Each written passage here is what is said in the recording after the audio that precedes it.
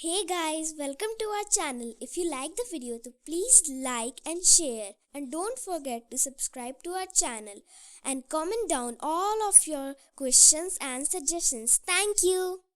नमस्कार दोस्तों, स्वागत है आपका अपने चैनल परिचय में। दोस्तों, श्रीलंका में राजनीतिक आर्थिक संकट ने दुनिया भर की निगाहें खींच ली हैं। देश के राष्ट्रपति फरार हैं और प्रधानमंत्री इस्तीफा दे रहे हैं। जनता ने राष्ट्रपति और प्रधानमंत्री के सरकारी आवासों पर कब्जा कर लिया है और भरपूर अराजकता फैल गई है। और यहाँ भारत के अंदर भी कई नेता सलाह दे रहे हैं कि भारत को श्रीलंका की मदद करनी चाहिए। लेकिन ऐसा ही कुछ मामला श्रीलंका में तब भी था जब Liberation Tigers of Tamil Eelam यानी कि LTTE, जिसे कि लिट्टे भी कहा जाता है, उसकी वजह से श्रीलंका में गृह युद्ध चल रहा था। श्रीलंका ने भारत से मदद मांगी और उस वक्त के प्रधानमंत्री राजीव गांधी ने भारतीय सेना को श्रीलंका भेज दिया। श्रीलंका में जमकर खून खराबा हुआ और कई भारतीय सैनिक भी शहीद हुए। राजीव गांधी का यही फैसला आगे चलकर उनकी हत्या का कारण बना। दोस्तों, वैसे तो दुनिया भर के अंदर समय समय पर यह देखा गया है कि जो राजनीतिक नेता होते हैं उनके ऊपर हमले किए गए हैं। कई बार ये हमले सफल हुए हैं और कई बार इनमें नेताओं की जान भी गई है। ऐसा ही कुछ भारत में भी कई बार हुआ है। लेकिन विदेशी धरती के ऊपर किसी भी भारतीय प्रधानमंत्री के ऊपर पहला हमला आज ही के दिन यानी कि 29 जुलाई 1987 को श्रीलंका में राजीव गांधी के ऊपर हुआ था। और इसी के साथ साथ एक और बड़ी घटना आज ही के दिन हुई थी जब भारत और श्रीलंका के बीच में एक शांति समझौते के ऊपर दस्तखत किए गए थे और इसकी कीमत आगे चलकर भारतीय सेना के लगभग 1500 जवानों को अपनी जान देकर चुकानी पड़ी थी। दोस्तों, यह सब क्या घटना है और इसके पीछे के कारण क्या हैं, इसके बारे में मैं आज आपको बताऊंगा। हालांकि इसमें मैं राजीव गांधी की हत्या को कवर नहीं करूंगा, क्योंकि उसको मैं कवर करूंगा 21 मई 2023 के दिन। 21 मई 1991 की शाम को पूर्व प्रधानमंत्री राजीव गांधी तमिलनाडु में एक चुनावी यात्रा पर थे और उन्हें वहीं बम से उड़ा दिया गया था। पहली ही नज़र और बाद की तफ्तीश में जाहिर हो गया था कि हत्या में Liberation Tigers of Tamil Eelam यानी कि लिट्टे का हाथ था। सभी ने यही कहा कि यह कांग्रेस सरकार द्वारा पाला गया एक संगठन था जिसके खिलाफ 1987 में भारत ने शांति सेना को लड़वा दिया था। पर ऐसा नहीं था। भारत मजबूरी, धोखे और गलत रणनीति का शिकार बना था। आखिर ऐसा क्या था कि भारत को अपनी सेना भेजनी पड़ी, उसे वहां से ना चाहते हुए भी लड़ना पड़ा और शर्मिंदगी भी झेलनी पड़ी। तत्कालीन श्रीलंकाई प्रधानमंत्री JR जयवर्धने ने कभी कहा था कि मैं अगर तमिलों को श्रीलंका से खदेड़ दूं तो सिंहली लोग खुश हो जाएंगे। श्रीलंका में सिंहली लोग बौद्ध धर्म को मानने वाले लोग थे और बहुमत में थे, जबकि तमिल हिंदू अल्पसंख्यक लोग थे। सरकार की नीति जयवर्धने के कथन से साफ थी। तमिलों को दोयम दर्जे का नागरिक माना जा रहा था। इसके चलते कई तमिल संगठन उठ खड़े हुए थे। इसमें से सबसे खतरनाक था लिट्टे, जिसका सरगना था वेल्लुपिलाई प्रभाकरण। 23 जुलाई 1983 में लिट्टे के गुरिल्ला सैनिकों ने 13 श्रीलंकाई सैनिकों को मार दिया। अगले दिन वहां तमिलों के खिलाफ बड़े पैमाने पर हिंसा भड़क उठी। श्रीलंका में गृह युद्ध शुरू हो गया और लाखों तमिल समुद्र के रास्ते भारत में दाखिल होने शुरू हो गए। भारत के लिए समस्या श्रीलंका से आ रहे तमिल शरणार्थी ही नहीं थे, बल्कि उनके साथ साथ आ रहे लिट्टे के सैनिक भी थे, जिनके बारे में कहा जाता है कि उन्हें भारतीय सेना और तमिल पुलिस ने प्रशिक्षण और हथियार दिए थे और यही लिट्टे के लड़ाके अब बड़े मंसूबे पाल रहे थे। भारत उन्हें स्वायत्तता का अधिकार दिए जाने की बात कर रहा था, पर वे आज़ादी के लिए लड़ रहे थे और भारतीय तमिलों के साथ मिलकर एक अलग देश बनाने की प्रक्रिया को अंजाम देना चाहते थे। दूसरी तरफ जयवर्धने की नीतियां अमेरिका के पक्ष में झुकी हुई थी। भारत को यह आशंका थी कि अमेरिकी हस्तक्षेप का मतलब है अमेरिकी सैनिकों का हमेशा के लिए वहां अड्डा बन जाना। और एक और बात थी दोस्तों कि भारत कैसे दक्षिण एशिया में अपने वर्चस्व के लिए चुनौती मंजूर करता। इन सब कारणों से उसको बीच बचाव करने के लिए मजबूर होना पड़ा। दिल्ली पर इसके लिए दबाव डालने में तमिलनाडु के तत्कालीन मुख्यमंत्री MG रामचंद्रन का भी बड़ा हाथ था। 1986 का आखिर आते आते श्रीलंकाई सरकार और लिट्टे समर्थक एक दूसरे से जबरदस्त तरीके से भिड़ गए। लिट्टे को विश्व भर में फैले तमिलों से आर्थिक सहारा मिलने लगा। कुछ विदेशी एजेंसियां भी उसे समर्थन दे रही थी। जनवरी 1987 को श्रीलंकाई सरकार ने लिट्टे और तमिलों के गढ़ जाफना में मिलिट्री शासन लागू करके उसकी घेराबंदी कर ली। मई आते आते हालात बदतर होने लगे। श्रीलंकाई सेना ने लिट्टे को खत्म करने के लिए हवाई हमले शुरू कर दिए, जिसकी चपेट में जाफना के बेगुनाह तमिल नागरिक भी आ गए। भारतीय सरकार ने श्रीलंका से तमिलों के खिलाफ हिंसा रोकने की अपील की, साथ ही साथ उसे चेतावनी भी दे दी।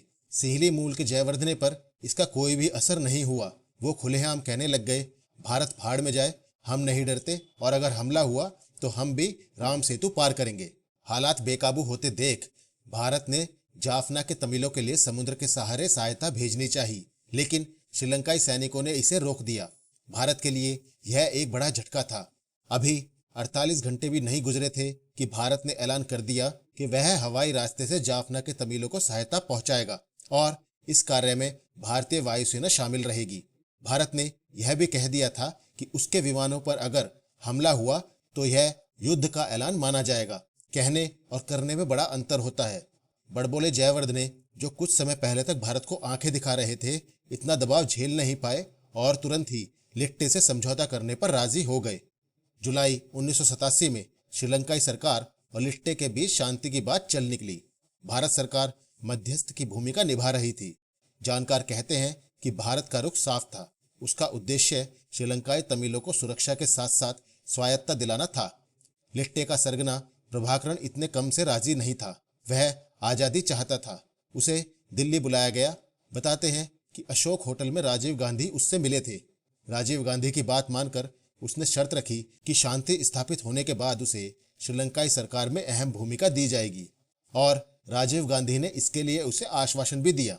बताया जाता है कि राजीव गांधी के भरोसा दिए जाने के बाद प्रभाकरण शांति समझौते पर दस्तखत करने के लिए मान गया। उधर सिहली समुदाय के लोग जयवर्धने के खिलाफ हो गए। असल में फौरी तौर पर सब कुछ ठीक नजर आ रहा था, लेकिन अंदर खाने मामला कुछ और ही था। कोई भी पक्ष समझौते के लिए पूरी तरीके से राजी नहीं था। दरअसल जयवर्धने और प्रभाकरण दोनों ही उस वक्त शांति नहीं चाहते थे। दोनों ही मान रहे थे कि लड़ाई करके अपने पक्ष में हल निकाल लिया जाएगा। फिर भी शांति समझौता राजीव सरकार की सबसे बड़ी जीत कही जा रही थी। कोलंबो में सौदे पर तीनों पक्षों के हस्ताक्षर हुए। अगले दिन राजीव गांधी श्रीलंकाई सैनिकों की टुकड़ी से गार्ड ऑफ ऑनर ले रहे थे।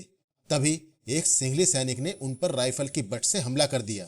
उसका इरादा राजीव गांधी को मारने का तो नहीं था, पर सिंहलियों की नाराजगी जाहिर करना था। इसके बाद राजीव गांधी को फौरन उनके गार्ड्स ने घेर लिया।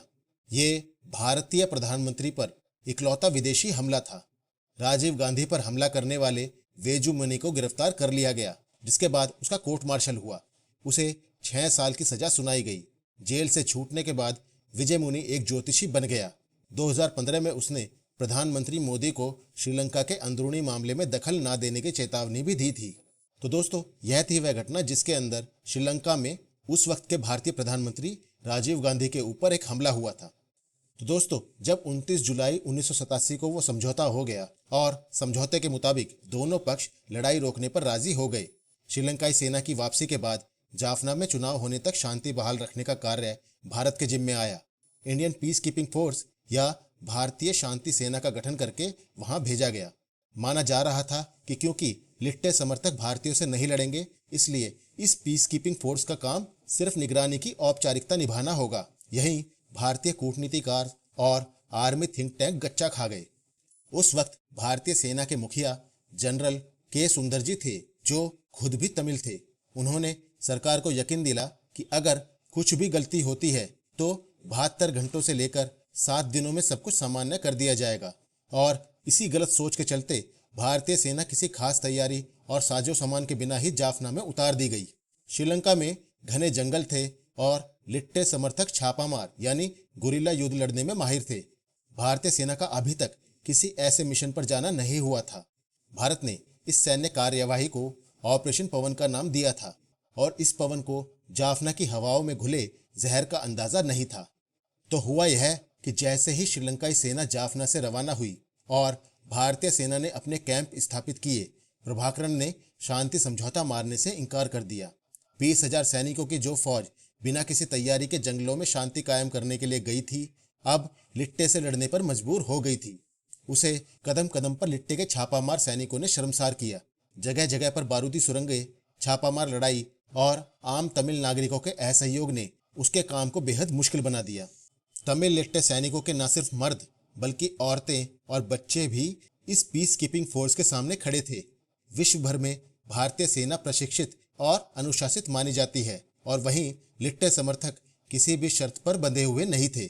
वे न सिर्फ भारतीय सैनिकों को मार रहे थे बल्कि बंदी बनाए गए सैनिकों को यातनाएं भी दे रहे थे।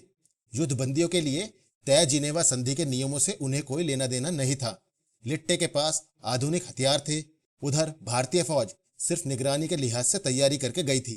उसे छापामार लड़ाई में उतनी महारत हासिल नहीं थी और किसी भी विदेशी जमीन पर यह पहली भारतीय सैनिक कार्यवाही थी। लिहाजा यह ऑपरेशन विफल होने लगा। इसकी तुलना अमेरिका द्वारा वियतनाम में की गई सैनिक कार्रवाई से भी हुई। और दोस्तों, उसके ऊपर कुछ दिनों पहले ही मैंने एक वीडियो बनाया था और उस सैन्य कार्रवाई का अंजाम भी कुछ ऐसा ही हुआ था। 1989 में राजीव गांधी चुनाव हार गए और वीपी सिंह की सरकार बनी। 1990 में भारतीय सेना ने इस कार्रवाई को स्थगित कर दिया और अपने सैनिकों को वापस बुला लिया। 1991 में लिट्टे ने एक आत्मघाती हमले में राजीव गांधी की हत्या कर दी। 18 मई 2009 को श्रीलंका की सेना ने प्रभाकरण को मारकर लिट्टे का खात्मा पूरे तरीके से कर दिया। देखिए दोस्तों, भारत की हमेशा से ही एक नीति रही है कि वो किसी भी दूसरे देश की आंतरिक अस्थिरता के अंदर कभी भी हस्तक्षेप नहीं करता है और मेरे हिसाब से यह बहुत ही अच्छी नीति है, क्योंकि अमेरिका जैसे देश जो कि अक्सर किसी भी देश के युद्ध के अंदर कूद पड़ते हैं, उनका उद्देश्य होता है ज्यादा से ज्यादा हथियारों को बेचना, जबकि भारत के अंदर कोई हथियारों का उद्योग नहीं है। तो हमें किसी भी तरह की भारी जंग के अंदर कूदने से कोई फायदा नहीं होने वाला। हालांकि 3 दशक के बाद श्रीलंका के अंदर फिर से एक ऐसी ही स्थिति बनी हुई है और पूरा श्रीलंका अस्थिरता की आग में झुलस रहा है। यहाँ विपक्ष के कुछ लोग भारतीय सरकार के ऊपर दबाव बना रहे हैं कि उन्हें किसी भी तरह से श्रीलंका की मदद करनी चाहिए। दोस्तों, मेरा मानना भी यह है कि आपको जितना भी हो सके श्रीलंका के लोगों की मदद करनी चाहिए, लेकिन सरकार को यह ध्यान रखना होगा कि कोई भी फैसला लेते वक्त अपनी पुरानी गलतियों से जरूर सीखे। आपके घर में जब भी शांति रह सकती है जब आपका पड़ोस शांति में हो। अगर आपके पड़ोस में शांति नहीं है तो आप इस बात की उम्मीद कर ही नहीं सकते कि आपके घर में भी शांति रहेगी। अब दोस्तों, मैं यह तो नहीं कह सकता कि राजीव गांधी की खुद की सोच क्या थी या उनको गलत सलाह दी गई थी, लेकिन जो भी हुआ इसमें भारत को अपने 1500 सैनिकों की जान गंवानी पड़ी और बदले में हमें कुछ भी खास हासिल नहीं हुआ। इसीलिए मैं इस बात का समर्थन करता हूं कि हमें किसी भी दूसरे देश के आंतरिक मसलों के अंदर हस्तक्षेप बिल्कुल भी नहीं करना चाहिए। तो दोस्तों, यह था मेरा आज का वीडियो, जिसमें कि मैंने आपको 29 जुलाई में हुई 2 घटनाओं के बारे में बताया। पहली घटना तो राजीव गांधी के ऊपर हुए हमले के बारे में, और दूसरी घटना जिसमें भारत और श्रीलंका ने एक पीस अकॉर्ड को साइन किया था, जो आगे चलकर भारत के ही गले की हड्डी बन गया। उम्मीद करता हूं दोस्तों कि आपको मेरा यह वीडियो पसंद आएगा। अगर आपको मेरा कंटेंट पसंद आ रहा है तो प्लीज़ लाइक, शेयर और सब्सक्राइब करना ना भूलें।